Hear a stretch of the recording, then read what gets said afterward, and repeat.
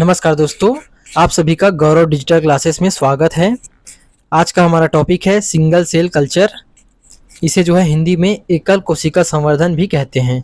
तो आइए दोस्तों इसका सिनॉप्सिस देखते हैं। तो पहला पॉइंट है इंट्रोडक्शन, दूसरा है इम्पोर्टेंट हिस्टोरिकल इवेंट्स, तीसरा पॉइंट है technique of single cell culture. इसके अंतर्गत जो है दो टेक्निक पढ़ेंगे, पेपर राफ्ट टेक्निक और सेल सस्पेंशन टेक्निक। चौथा पॉइंट है significance of single cell culture और पांचवा है कंक्लूजन और छठवां पॉइंट है रेफरेंस बुक्स। तो आइए दोस्तों इसका जो है इंट्रोडक्शन देखते हैं। नियंत्रित वातावरण में अजर्मीकृत पृथक्कृत सिंगल सेल को उचित पोषण माध्यम न्यूट्रिशन मीडिया पर परिवर्धित कराए जाने की प्रोसेस एकल कोशिका संवर्धन सिंगल सेल कल्चर कहलाती है। इसके बाद दोस्तों देखते हैं इम्पोर्टेंट हिस्टोरिकल इवेंट्स। हैबरलैंडेड 1902 ने सिंगल सेल का पृथक्करण तथा उसे संवर्धित करने का प्रयास किया। मुइर 1954 ने सिंगल सेल कल्चर हेतु पेपर राफ्ट टेक्निक का विवरण दिया। मुइर 1953 ने यह संभावना व्यक्त की एवं पता लगाया कि कैलस की सेल्स को सेल सस्पेंशन टेक्निक द्वारा पृथक्कृत कर संवर्धित किया जा सकता है। स्टीवर्ड एंड सेंज 1956 ने गाजर के मूल की सेल्स से सेल्स सस्पेंशन कल्चर टेक्निक का यूज़ कर अत्यधिक संख्या में प्लांट को विकसित कराने में सफल हुए। आइए दोस्तों इसके बाद इसका टेक्निक ऑफ सिंगल सेल देखते हैं। Technique of single cell culture. एकल कोशिका संवर्धन की दो तकनीकें प्रचलित हैं, paper raft techniques, cell suspension techniques. तो इस डायग्राम को जो है आप अपने नोट्स में बना लेना। तो आइए दोस्तों इसका देखते हैं paper raft technique. Paper raft तकनीक द्वारा एकल कोशिका संवर्धन निम्न चरणों में पूर्ण किया जाता है। पहला पॉइंट है सर्वप्रथम माइक्रोपिपेट या माइक्रो स्पेचुला की सहायता से अजर्मीकृत पौधे के भाग से अलग किए सिंगल सेल को लिया जाता है या सस्पेंशन कल्चर से सिंगल सेल को पृथक्कृत किया जाता है।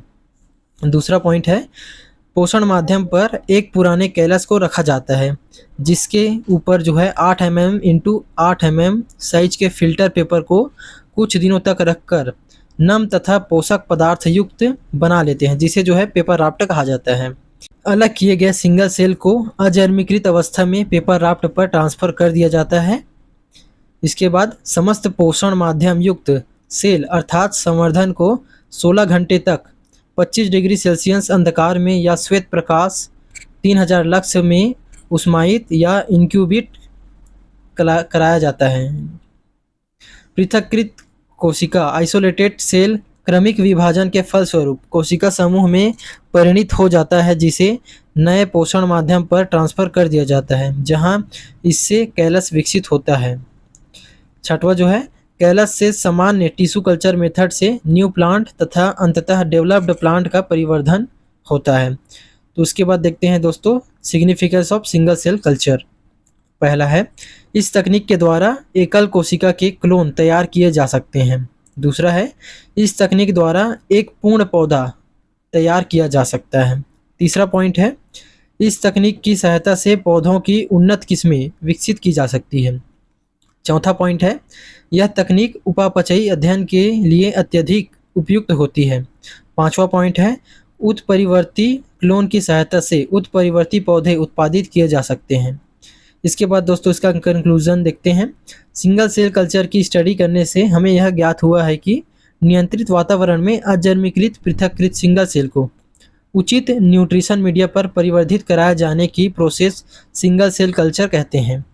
इस तकनीक की सहायता से पौधों की उन्नत किस्में विकसित की जा सकती है तथा इस तकनीक द्वारा जो है एक पूर्ण पौधा तैयार किया जा सकता है। इसके बाद देखते हैं दोस्तों रेफरेंस बुक्स। बुक का नाम है प्लांट टिश्यू कल्चर और इसके ऑथर जो है भोजवानी जी एंड M.K. राजदान 1986 है।